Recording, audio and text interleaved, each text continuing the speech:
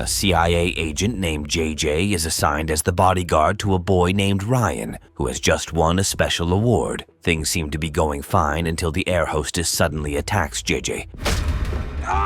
Before anything happens to them, a girl named Sophie blows up the plane door to save Ryan and JJ, who immediately asks how she knew the plane had been hijacked. How'd you know what they were planning? Sophie says it doesn't matter, but she asks if she can go on a date with Ryan for homecoming. JJ then says he can't let her do that, and Ryan mentions that he already has a date. Sophie gets pissed by this and releases them from her parachute so they can fall to their death. Almost immediately, Sophie wakes up in her room, and it turns out that she's only having a dream about her stepfather and a boy she likes at school. After a while, she heads down to the kitchen to meet JJ, who has already prepared breakfast for her. He also asks about her plans for the day.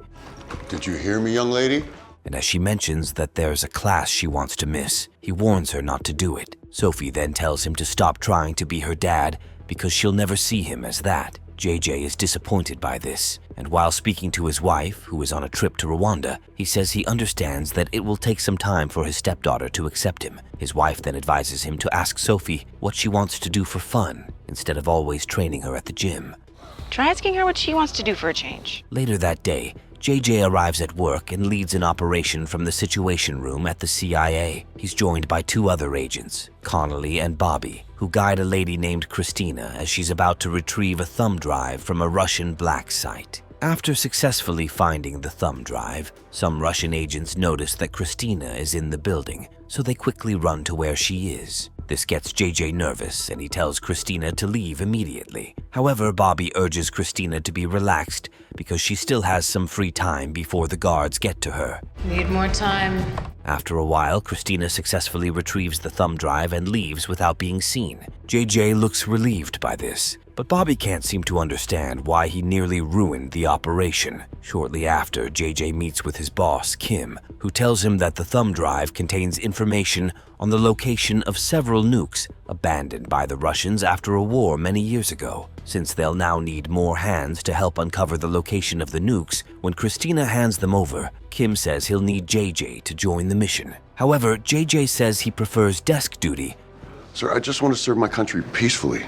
Because he wants to spend more time with his family and be a good guardian to Sophie. Kim mentions that he'll be wasting his talents by staying on the sidelines, but JJ says it's what he wants. Elsewhere, a man named Crane receives a text from his employer, who tells him to retrieve the thumb drive from Christina. Meanwhile, Sophie arrives at school and joins the choir practice, which her friend Ryan leads. Sophie seems to have a crush on Ryan. He's so good. So good. But she has never been able to tell him. After the performance, their teacher, Dr. Brookie, commends Ryan for singing well. He also mentions that the national choir rankings will be announced later that night, with a chance for the top 5 schools in the US to travel to Italy to sing at the Vatican. After he leaves the students, Sophie greets Ryan. Oh, you killed it. But he doesn't really seem to be interested in talking to her. While she's then walking to the class with her best friend Colin, Sophie asks if he thinks Ryan will want to be her date to the homecoming. Colin doesn't get why she'd ask him out, but Sophie says she wants to do it because she doesn't think Ryan will ask. Colin looks disappointed by this because he likes Sophie, but he assures her that Ryan will definitely want to be her date. Of course he'd say yes. He'd be an idiot not to.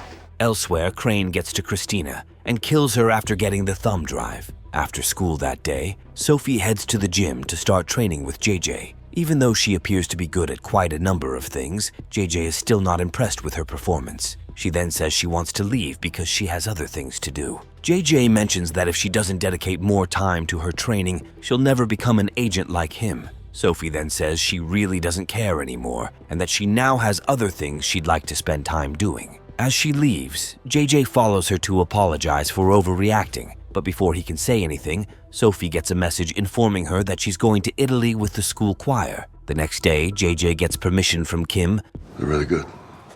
to follow the choir to Italy as one of their chaperones. Bobby doesn't seem to get why he would want to go to Italy to follow Sophie around, but Connolly says it might be a good way to bond with her. The following day, JJ follows Sophie to school, but she tells him to make sure he doesn't embarrass her on the trip. While they're talking, the school vice principal, Nancy, introduces herself to JJ and mentions that she'll also be coming with them on the trip.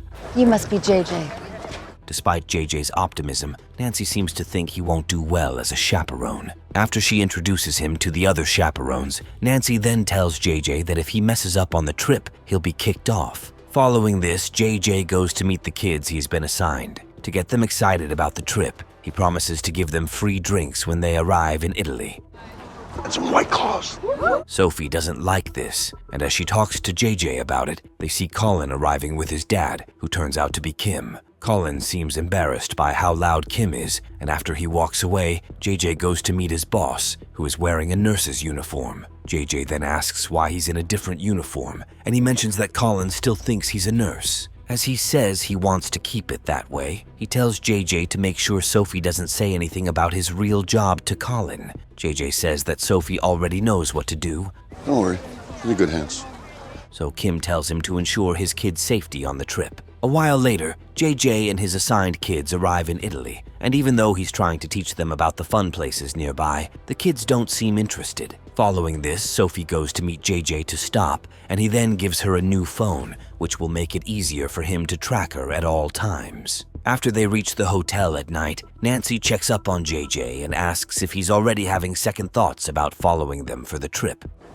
Hi, JJ. JJ says he's actually enjoying it, so Nancy tells him to submit his bed check roll call to her mail in a few minutes. As she leaves, JJ remembers that he hasn't done the roll call yet, so he runs to check the kids in their rooms. Unfortunately, he doesn't find them in their individual rooms, and it turns out that they're actually having a party in a separate room. JJ looks shocked by this because Sophie is also there, but as Nancy is about to enter the room after hearing loud noises, the CIA agent manages to get the kids to pretend as if they're rehearsing for their performance. Nancy falls for it, but after all the kids are told to head to their rooms, Back to your rooms, everyone. Sophie blames JJ for trying to get them in trouble. JJ is shocked because he knows he didn't do anything, but Sophie mentions that he's ruined the night by disturbing their party. She then adds that if he doesn't let her have fun on the trip, she'll take him as her enemy. JJ looks surprised by this, but he says he doesn't mind being seen as an enemy because he's only concerned about her safety. Because you asked me to come and now I've got a job to do. The next day, after the students finish singing at a nearby church, Sophie tells Ryan and Colin about her plan to sneak out of the hotel to Florence later in the night. Colin thinks it's risky because they could get into trouble, but Ryan says he's sure they'll have fun, so he changes his mind. However, the kids are unaware that Crane is watching them. Meanwhile, when Christina fails to turn up at the embassy where she's supposed to deliver the thumb drive, Connolly informs Kim, who makes a few calls and discovers that someone else already has the drive. Later that day, when the students return to the hotel, Sophie watches JJ from the cameras she hid in his room. Colin looks impressed and asks where she learned something like that, Where'd you learn how to do all this? and she says JJ taught her. Colin then says that his dad is boring. Sophie almost slips up and tells him the truth, but she eventually says that his dad might not be so bad. After a while, Sophie tricks JJ into facing the entrance of his room while she sneaks out through the back with Ryan and Colin. As they look happy to have escaped, they're suddenly shocked when JJ catches them. Damn. He then says they have to return to the hotel, but as Sophie looks sad, JJ decides to let the kids stay out until a few minutes before curfew. Sophie is happy about this, so she leads the boys to a gelato shop. Since she has plans to ask Ryan out in the shop, Colin lies about having something to do outside so that he'll leave them alone. Before Sophie can say anything to Ryan, he thanks her for being a good friend who always wants them to hang out. He then tells them to take a selfie. Let's take a pic. Come on. But while they're doing so, Colin gets snatched by a couple of guys in a van. Sophie immediately sees this and runs after them. JJ sees her running out of the gelato shop, and he wonders if something is wrong. After chasing the kidnappers for a while, they eventually escape, and JJ saves Sophie before she gets hit by a motorcycle. They took Colin. He then asks what happened, and she tells him that Colin has been kidnapped. Since her selfie with Ryan was in the direction of the kidnapper's van, Sophie shows the picture to JJ, and he recognizes Crane as the driver. He then tells Sophie that Crane is a bad guy who was once part of his team until he sold them out and killed the other guys in the unit. He adds that if Crane is working for someone, then it has to be a really powerful person. Shortly after, Kim receives a call from the kidnappers, telling him to come to Rome and pick up a package from a specific location. He's also told that he must not inform anyone about the call if he still wants to see his son. Kim is shocked by this, but as the call ends, he receives another call from JJ, Something just happened. who tries to explain what happened. Before he says anything, Kim tells JJ to join him in Rome. Following this, JJ takes Sophie with him and heads to Rome after getting the other chaperones to cover for his absence, as well as that of the kids. The next day, Kim arrives in Rome and picks up the secret package as instructed. As he leaves the scene, he and Bobby pick up JJ and Sophie on the streets. Kim then scolds JJ for not protecting his kid. He also asks why JJ brought Sophie along, The better question is, what are you doing here? and he says it's because the kidnappers might come after her since they know who he is. Kim then opens the box he picked up for the kidnappers. Surprisingly, it contains a phone with a recorded message for Kim to go to a NATO vault in a nearby airbase to secure activation codes for the nukes. JJ looks confused by this, but Kim tells him that someone has already taken the thumb drive from Christina. As they wonder what to do next, Kim says he knows someone at the airbase who they can use as their way in. Which is why we need to make one stop first. Shortly after, they reach the airbase and meet a colonel named Minelli, who is an old friend of Kim. They don't seem to be on good terms, and Minelli punches Kim before he says anything. He also says that Kim still owes him some money. Kim says sorry for this, and he tells Minelli that he's in Italy for a vacation. He adds that he came to see Minelli to pay his debt. Following this, Minelli welcomes them to the airbase. Welcome, my old friend. But before he can say much, Bobby and Sophie lie about needing to use the restroom. Minelli then gets one of his soldiers to direct them there. However, instead of going to the restroom, Bobby and Sophie sneak into the server room to download the activation codes for the nukes. Elsewhere, Minelli takes Kim and JJ to a room where some of his men are having a boxing match. Since Kim doesn't have the cash to pay Minelli, the colonel tells him to convince JJ to fight in the ring to pay up his debt. Kim then tells JJ to do it because Bobby and Sophie need more time. Is the password working? Give me a minute. Following this, JJ enters the ring and subjects himself to intense beatings, which eventually gets him punched out of the ring just as Bobby and Sophie finish up what they're doing. After they then leave, Kim receives another call from the kidnappers, who tell him to meet them at the center of an industrial area. Kim and JJ decide to go alone so that Sophie and Bobby won't be put in danger. Unfortunately, they get lured into a trap, after which they're taken away by the bad guys. Elsewhere, Connolly is informed that Kim, JJ, and Bobby just downloaded the activation codes for several nukes. Since he knows that they were in charge of the case, he believes they've gone rogue, so he tells his other agents that their colleagues are now wanted criminals who must be found. Shortly after, Kim and JJ wake up while being hanged to a pole in an empty warehouse. As they wonder where they are, Crane comes over to smash their phones. However, he's unaware that JJ's phone is not entirely damaged. After JJ asks who Crane is now working for, Nancy comes in and introduces herself as the brains behind the operation. JJ and Kim are shocked by this, but Nancy mentions that she actually planted herself close to their lives so she could plan how to get them to do her bidding and steal the codes for her. She then adds that she'll let Colin go if Kim gives her the codes. Since he wants his son back, Kim willingly gives up the codes, but instead of fulfilling her end of the deal, she tells Crane to head back to kill Colin. Kim is disappointed by this, but he's then taken away before he can say much. Meanwhile, JJ asks what Nancy is really up to, but she doesn't tell him anything. Instead, she stabs him with a lethal dose of a neurotoxin, You will suffocate and die. which will slowly kill him. Elsewhere, Bobby and Sophie decide to track JJ's phone to find him. Luckily, this works quite well, and after they find him, Bobby injects JJ with a dose of an antidote to stop him from dying. Even though he survives, Bobby passes out because she's actually scared of needles. After Sophie manages to get both of them to stand up, she decides to drive since they're both incapable of doing that. JJ doesn't think it's a good idea, but Bobby convinces him to let Sophie drive. JJ finally accepts this, though Sophie ends up driving recklessly around the city until she finally manages to control the car better. Just then, Bobby locates Crane's car and directs Sophie to head there. Meanwhile, Colin manages to loosen the rope used to tie his hands. He then starts using the chair to break the window so he can escape. Shortly after, Crane arrives at his house and discovers that Colin is no longer in the room. Interestingly, Colin appears to be in the other room, and he runs out immediately. Crane gently follows him, and after a while he finds Colin. As he's then about to shoot the boy, JJ suddenly attacks him. The two men start fighting.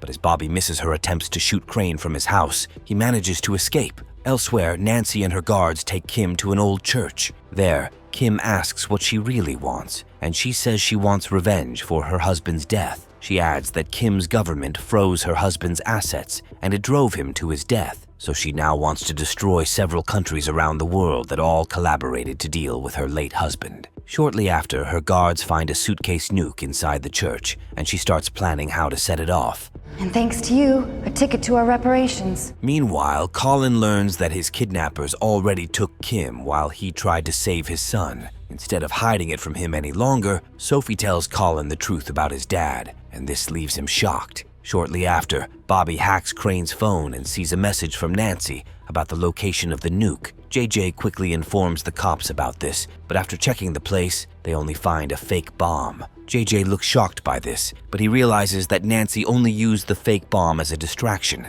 Since Kim always keeps a special battery with him, JJ tells Bobby to track it so they can find where Nancy has taken him. Bobby, can you look up Kim's phone records and find his battery's tracking signal? Meanwhile, Nancy arrives at the Vatican with her guards. They then find their way down to an old crypt where Nancy plans to set off the nukes. After a while, she sends a message to the special forces in the G7 countries, informing them that there's a bomb under the Vatican. She adds that they'll need to pay her a huge sum of money to stop her from detonating the bomb. Elsewhere, Bobby, Sophie, JJ, and Colin arrive at the Vatican after tracking Kim's battery. JJ then tells Sophie and Colin to stay back. You guys need to get back to the choir and warn them.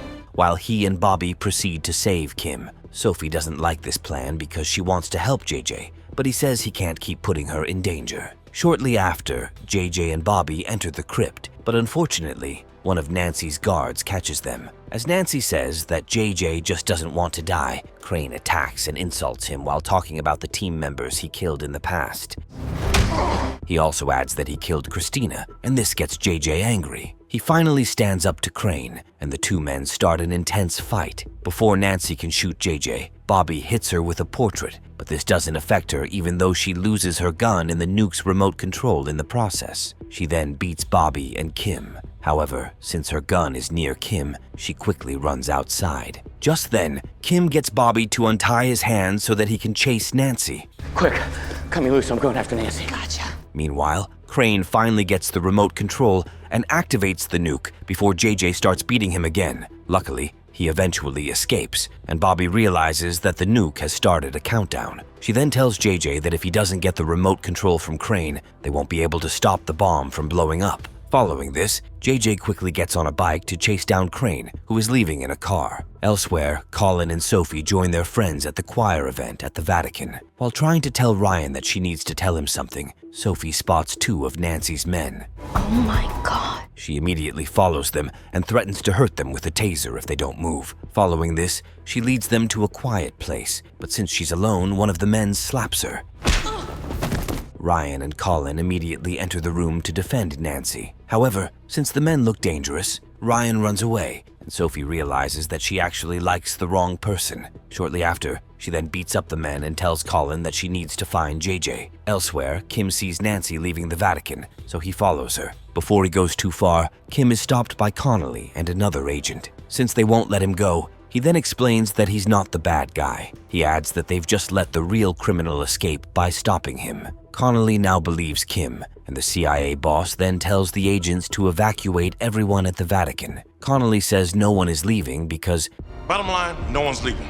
They don't believe the bomb is a credible threat. Following this, Kim says they'll have to hope that JJ catches Crane. Meanwhile, JJ manages to climb onto Crane's car and beat him out. Sophie arrives right on time, but as Crane is about to shoot her, JJ stabs him. As JJ then asks where he kept the remote control, Crane just laughs because he knows it's inside the car, which is now slowly going towards the nearby river. Unfortunately, JJ doesn't reach the car before it enters the river, but he still dives in to find the remote control. After a while, he eventually finds it, but as he looks at the buttons, he doesn't know which one to press because the letters on it are in a different language. Just as the countdown nearly reaches 0, JJ struggles to breathe well, so he starts drowning. Before he sinks to the bottom, though, Sophie enters the river and saves him. As he's then attended to by medical professionals, JJ wakes up and asks if he's in heaven. However, Sophie says that he actually pressed the code to stop the bomb before he started drowning. Elsewhere, Colin sees Nancy walking on the streets,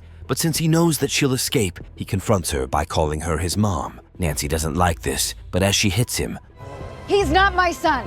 one of the women on the road punches her for hurting the boy. Kim then arrives at the scene and gets Nancy arrested. After this, Colin is happy to see his dad again, and they hug each other. Elsewhere, Sophie says sorry to JJ for how she has been behaving toward him. JJ says he just can't believe she's growing up and that he'll have to get used to it. Following this, the EMT tells JJ that he'll have to go to the hospital for further evaluation. Sophie asks if she can follow him, but the EMT says she can only come along if they're related. Just then, Sophie holds JJ's hand and calls him her dad.